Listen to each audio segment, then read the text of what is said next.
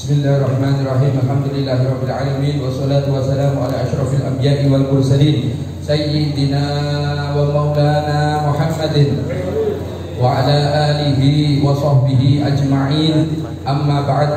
Alhamdulillah, hadirin hadirat rahimakumullah. Usikum wa nafsi bitaqwallah. Qala Allah Ta'ala fil Qur'anil Karim, "Wa man yattaqillaha yaj'al lahu makhraja wa yarzuqhu min haitsu la yahtasib." Alhamdulillah, hadirin hadirat rahimakumullah. Kita semuanya dipilih oleh Allah Subhanahu wa taala, ditakdir dikumpulkan di salah satu tempat yang dimuliakan oleh Allah Subhanahu wa taala dalam rangka kita melaksanakan rangkaian safari Maulid malam ke-39. Semoga apa yang kita lakukan ini mendapatkan keridhaan daripada Allah Subhanahu wa taala, dan semoga apa yang kita lakukan malam ini menjadikan bahagia baginda Nabi Agung Muhammad sallallahu alaihi wasallam, dan juga beliau akan bangga kepada kita semuanya insyaallah. Allahumma amin. Dan juga termasuk para almarhum almarhumah dari keluarga kita masing-masing. Semoga Allah selalu memberikan rahmat kepada beliau semuanya insyaallah. Allahumma amin. Salawat serta salam semoga selalu tercurah kepada junjungan kita baginda Nabi Agung Muhammad sallallahu alaihi wasallam beserta seluruh keluarga beliau, sahabat beliau, para pengikut beliau, termasuk kita semuanya ila yaumil qiyamah insyaallah. Allahumma amin. Hadirin hadirat rahimakumullah. Tidak terasa kita sudah berada di hari ke-39. Kurang 11 hari lagi kita melaksanakan penutupan safari Maulid. Semoga kita semuanya diberikan panjang umur, diberikan kesehatan oleh Allah Subhanahu wa taala, zahir dan batin, afiah yang sempurna, dan semoga segala keperluan kita di dalam kehidupan di alam dunia ini dicukupi, dipenuhi oleh Allah Subhanahu wa taala. Bil khusus yang kita saat ini mengalami suatu problem, khususnya masalah hutang piutang, semoga bibarakatil majelis ini Allah melunasi hutang kita semuanya insyaallah. Allahumma amin. Seperti yang dituliskan oleh Imam Habib Ali bin Muhammad bin Husain Al-Habsyi di dalam doanya kitab Maulid Sibul Duror ini, yang saya selalu ulang-ulang 3 kali, dan di dalam hati saya minta kepada Allah, semoga kita semuanya yang hadir di majelis ini, orang-orang terdekat kita, orang-orang yang kita sayangi, semuanya tidak dihinakan oleh Allah Subhanahu wa taala dengan perkara hutang insyaallah. Allahumma amin. Akhirnya utangin lunas, pun utang malih. Lunas wis tutup finish ngoten pesan patus perkara malih nggih, ngatos-ngatos perkawis utang iki masyaallah.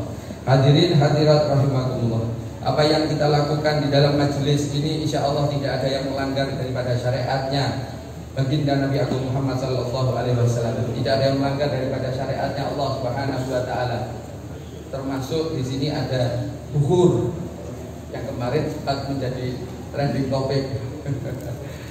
Buhur, masya Allah. Tujuannya kita cuman itba kepada siapa? Beliau sallallahu alaihi wasallam. Beliau sallallahu alaihi wasallam badannya sudah wangi. Kalau kita badannya bau keringat, sumuk kados ngeten iki lho. Gak ngalor gak ngidul, pinggir kabeh. Ada buhur, itba kepada beliau sallallahu alaihi wasallam. Ada minyak wangi. Saya teringat tentang masalah minyak wangi. Dulu sekitar 4 tahun yang lalu kalau nggak salah, saya diberi cerita daripada salah satu teman saya, bangsanya Asegaf, Fahmi Segaf. Sekarang beliau berada di Bekasi. Itu beliau pernah bercerita di daerah Pekalongan. Ada daripada salah satu jamaah itu rutin mengadakan majelis maulid semacam ini. Di depan rumah jamaah ini ada rumah daripada orang Tionghoa, orang Cina. Setiap kegiatan ini loh, kalau Allah sudah menghendaki memberikan hidayah kepada seorang manusia ini, masya Allah, caranya macam-macam. Jadi orang Tionghoa ini, orang Cina ini selalu memperhatikan majelis yang dibuat jamaah ini tadi. Dan orang Cina ini ada satu timbul pertanyaan. Ketika srokal, ketika mahalul qiyam, ini kita orang-orang yang ada di sana itu ekspresinya masing-masing. Ekspresinya masing-masing. Tidak sama. Termasuk kita di sini. Bagaimana Allah memberikan kepahaman kepada kita, ya disitulah kita mengekspresikannya. Makanya setiap di akhir acara ini ada qasidah dauni. Ojo ngenyek, jangan menghina. Di khobiri juga ada, jangan menghina. Karena kita kerinduan kita kepada beliau sallallahu alaihi wasallam ini masing-masing dan ekspresinya masing-masing. Dan saya pernah melihat beberapa kali ketika ada seseorang yang Masya Allah luar biasa. Mungkin ada orang yang mengatakan orang ini berusaha untuk usul, berusaha untuk mengekspresikan, untuk menyampaikan dirinya kepada beliau sallallahu alaihi wasallam. Ini diganggu oleh temannya. Makanya pada saat itu saya minta kepada Mujid baca dauni. Harapan saya Allah berikan kepahaman kepada orang tersebut sehingga tidak mengganggu lagi. Tapi Allah kan sepertinya belum memberikan hidayah kepada orang tersebut, makanya masih sering mengganggu. Saya perhatikan. Mohon maaf saya tidak bisa sebut namanya. Cuma saya ingatkan, ketika di majelis semacam ini, apapun ekspresi orang di sekitar kita hargai. Itulah Allah yang memberikan kepahaman. Dan nutup kemungkinan kita akan juga sama seperti itu. Ketika Allah memberikan kepada kita, rasa cinta kita dibuka oleh Allah untuk berusaha kita menghayati makna kita rindu kepada beliau sallallahu alaihi wasallam. Ekspresi kita masing-masing tidak sama. Jangan pernah mengatakan, bahkan ada pernah tokoh ini, saya katakan tokoh disebut kiai ini, Masya Allah. Dia mengatakan semacam ini, percuma awakmu ngene-ngene gitu. Saya apa? Ya Allah. Ya, beliau belum diberikan rasa mahabbah kepada beliau sallallahu alaihi wasallam. Meskipun dia mengatakan, "Rek awakmu ngene-ngene tapi awakmu gak gelem salat." Loh, benar memang perkataannya. Ketika kita berusaha mengekspresikan cinta kita kepada beliau sallallahu alaihi wasallam, tapi kita meninggalkan suatu kewajiban yang disampaikan oleh beliau sallallahu alaihi wasallam juga salah. Tapi saya ada harapan kepada Allah Subhanahu wa taala ketika kita berusaha untuk mengekspresikan rasa rindu kita kepada beliau sallallahu alaihi wasallam, maka Allah akan berikan hidayah kepada kita insyaallah. Amin. Gimana tadi? Pekalongan, ya, Pekalongan. Balik pun, makin ke dawan-dawan balik. Ya. Ketika orang Cina ini, orang Tionghoa ini melihat bahwa ketika Srokal, ketika Mahalul Qiyam, ini ada orang datang rombongan pakai baju putih-putih. Tapi yang beliau heran, orang Tionghoa ini heran, loh, orangnya ini dikecupi keningnya ini, tapi kok ekspresinya kok biasa-biasa saja ya. Menurut orang Tionghoa ini, dan saya yakin 100% pada Allah Subhanahu wa taala ketika beliau mengizinkan kehadiran yang mulia baginda Nabi Agung Muhammad sallallahu alaihi wasallam, beliau itu mengecup kening kita. Beliau mengecup kening kita. Kalau beliau hadir tuh ya. Kalau beliau hadir itu beliau mengecup kening. Makanya ketika saya diberi minyak wangi, mohon maaf, bawa kitab. Ini bukan pamer yang kita pilih. Cuma kalau saya taruh bawah di sini, khawatirnya saya sulul adab, tidak dapat berkah. Saya ingat daripada perkataan orang yang memberikan nasihat kepada saya, bagaimana kita akan mendapatkan barokah kalau kita tidak punya adab, termasuk kepada kitab. Makanya kadang saya pakai tas, bukan mau pulang, kitabnya saya bawa, bukan pamer kitab. Cuman saya khawatir saya sulul adab sama kitab ini tadi, termasuk kepada Sohibul Maulid. Kalau saya sulul adab, bagaimana kita akan mendapatkan keberkahan daripada kitab Maulid yang kita baca. Kembali kepada orang Cina tadi. Orang Cina tadi, ketika saya mendapat minyak wangi, itu saya usap pertama di janggut saya. Itu ada satu cerita, nanti saya ceritakan. Kemudian saya usapkan di rambut saya. Kalau di rambut saya ini, saya nyontoh daripada yang diceritakan oleh sahabat saya, yaitu Habib Fahmi Segaf itu, Habib Fahmi bin Ahmad Segaf, mengatakan bahwa ketika beliau sallallahu alaihi wasallam hadir di tengah-tengah kita pada saat kita Mahalul Qiyam, maka beliau akan mencium kening kita. Dan saya ada harapan ketika beliau sallallahu alaihi wasallam mencium kening saya, minyak wangi ini akan timbul bau wangi. Ngomongnya sih enggak tahu keramas ini. Hampir enggak tahu sini. Cium keningnya maka wangi. Yang kedua, kenapa kok saya taruh di janggut saya? Dulu berapa tahun yang lalu itu saya pernah bermimpi. Ketika saya diberi minyak wangi oleh guru saya, waktu itu saya pengen minyak wanginya beliau. Suatu ketika beliau, ini buat antum gitu. Setelah beliau memberi saya minyak wangi ini, biasanya saya pakai di tangan. Terus suatu ketika minyak wangi ini saya memakai tangan gini, seperti enggan gitu. Terus akhirnya saya taruh di janggut. Waktu itu kalau tidak salah mau pergi sholat Jumat saya. Ketika selesai sholat Jumat saya tidur. Dulu saya ada satu kegiatan dalam sholat Jumat, saya baca suratul Waqiah sama sholat Fatih sama ibu-ibu di daerah Jalan Tamrin. Nah, setelah saya pulang sholat Jumat, saya tidur. Di dalam tidur saya, itu saya mimpi ketemu di satu ruangan. Ada Habib Umar bin Muhammad bin Salim bin Hafid bin Syekh Bakar, Yaman. Dan di situ ada salah seorang perempuan yang duduk seperti ini. Dia duduk, nunduk ini, dan kerudungnya tertutup ini. Perasaan saya. Ini Sayyidatuna Fatimah Az-Zahra binti Sayyidul Wujud Sayyid Muhammad bin Abdullah sallallahu alaihi wasallam. Kemudian ketika saya masuk di ruangan tersebut ngobrol dengan Habib Umar, kemudian Habib Umar itu mendekat ke saya, kemudian beliau menciumi janggut saya. Saya kaget. Di dalam mimpi saya dan batin saya waktu itu, itu Habib Umar kok ngambungi janggutku gitu. Bingung saya waktu itu. Nah, kemudian saya terbangun. Waktu itu saya pamit kepada beliau dan termasuk Sayyidatuna Fatimah itu saya pamit pulang. Saya bilang, Beb, ini mau ada baca Waqiah ba'dal asar. Saya bangun ini ada asar. Kemudian dalam perjalanan waktu saya mikir, apa ya yang menyebabkan semacam ini? Saya tidak cari takwil, cuma saya cari sebab. Kemudian saya melihat minyak wangi. Saya cari minyak wangi ini di seluruh toko minyak wangi se-Jawa Timur, tidak ada. Akhirnya saya beranikan tanya kepada guru saya.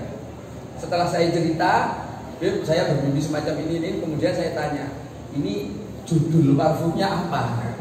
Karena parfumnya sudah habis. Judul parfumnya apa? Apa jawab beliau? Tidak pakai judul. Setelah itu saya tidak pernah mimpi diciumi lagi sama Habib Umar. Hadirin hadirat rahimakumullah. Jadi keadaan semacam ini, majelis semacam ini, hadirnya beliau sallallahu alaihi wasallam itu memang harus kita utamakan. Coba diperhatikan di dalam Ahadul Qiyam. Marhaban ya Rasulullah bi ahlan. Apa tadi? Ahadul Qiyam. Apa? KPKP gitu Pak ya.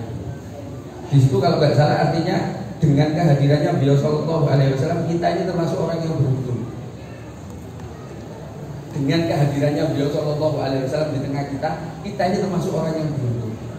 Jenengan kersa mboten diwastani tiyang ingkang bejo. Beruntung kan bejo. Kersa apa mboten? Nah, ketika kersa jenengan harus mujahadah. Maksudnya mujahadah apa? Kita berusaha untuk bisa menghadirkan beliau sallallahu alaihi wasallam atas izin daripada Allah Subhanahu wa taala. Ikhtiar kita ya bagaimana jangan sampai beliau tidak hadir. Terutama nyun sewu ini akan tersakiti banyak orang ini. Akan tersakiti banyak orang. Masalah rokok. Kita di sini berusaha untuk jaga rokok, tapi di luar rokokan. Tidak hadir beliau sallallahu. Bahkan Al-Habib Ahmad bin Hasan Al-Atlas, sahib daripada Habib Ali bin Muhammad bin Husain Al-Habsyi yang beliau tidak bisa melihat pada saat kecil, tidak bisa melihat Ahmad bin Hasan Al-Atlas, tapi wali beliau pernah berkunjung di Indonesia di kota Bondowoso, pernah menikah di Bondowoso juga.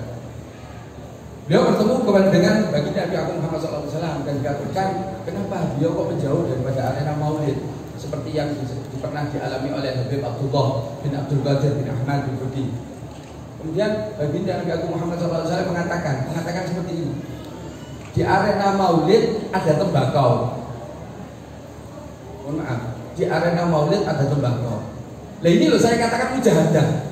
Rokok ini cuman untuk pemuas nafsu. Tanya pada pribadi masing-masing. Dan saya pernah bertemu dengan salah seorang alumni Lirboyo kalau bahasanya Al-Attas juga.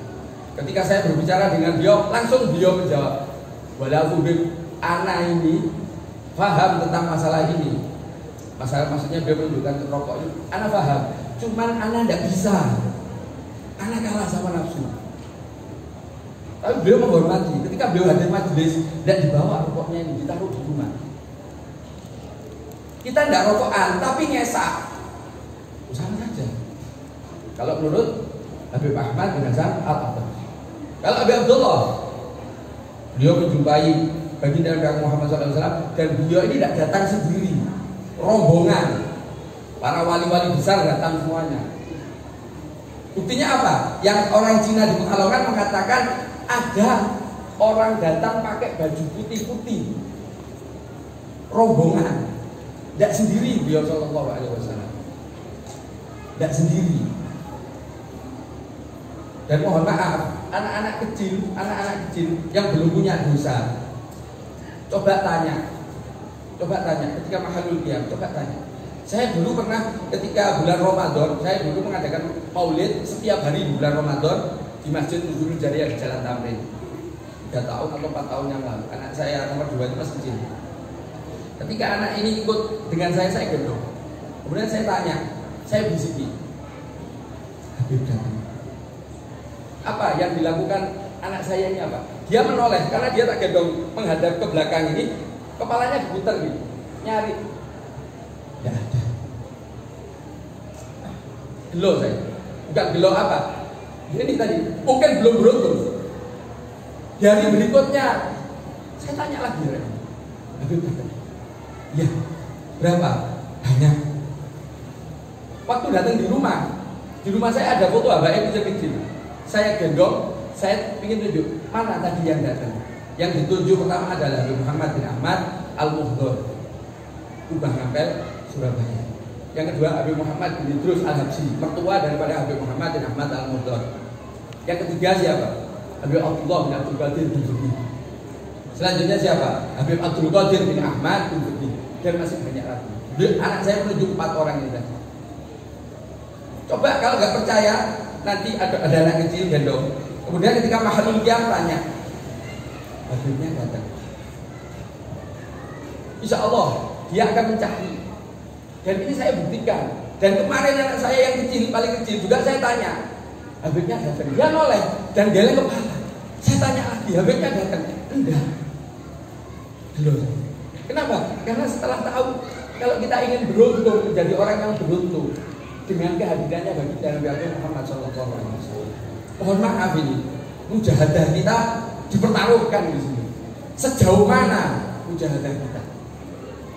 Sejauh mana mujahadah kita?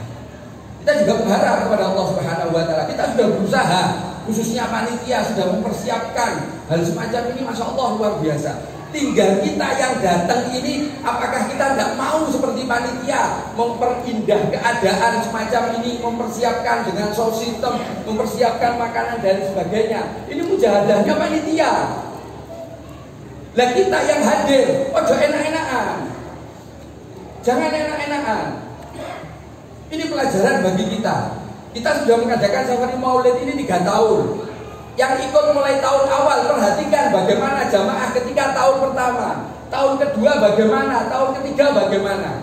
Saya syukur kepada Allah Subhanahu Wa Taala. Yang paling saya syukuri apa? Allah berikan kepada hati kita semuanya untuk mau pegang kitab. Mohon maaf, mau pegang kitab. Jangan pegang kitab semua pandang. Mengikuti, ketika kita mengikuti suatu kegiatan, kita ikuti alurnya, maka kita tidak akan bosan. Di samping kita, orang-orang tua kita baca semuanya, mulai awal tadi qasidah-qasidah yang kita baca itu beliau mengikuti karena ada kitab dan beliau mau pegang kitab.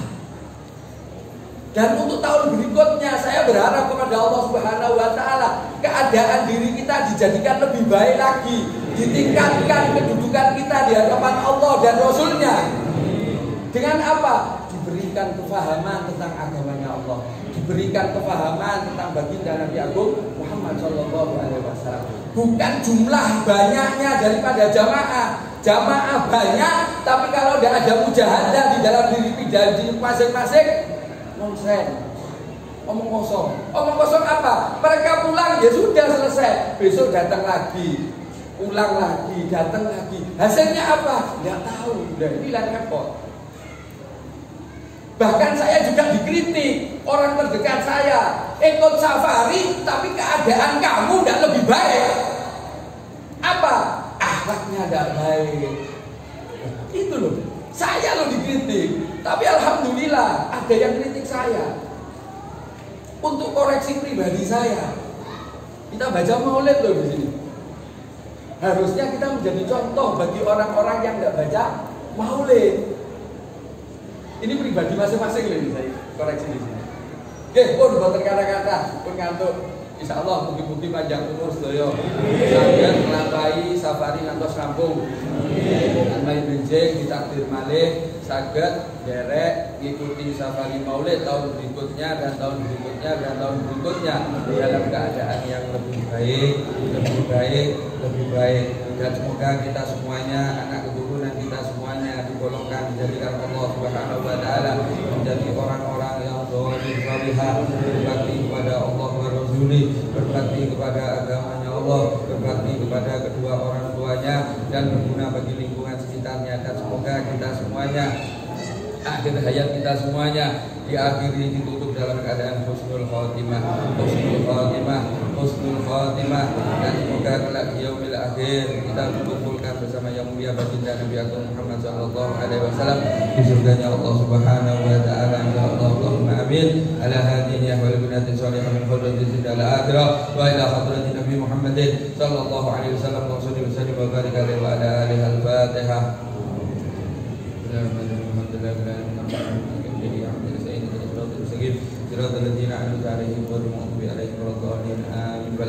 Assalamualaikum warahmatullahi wabarakatuh.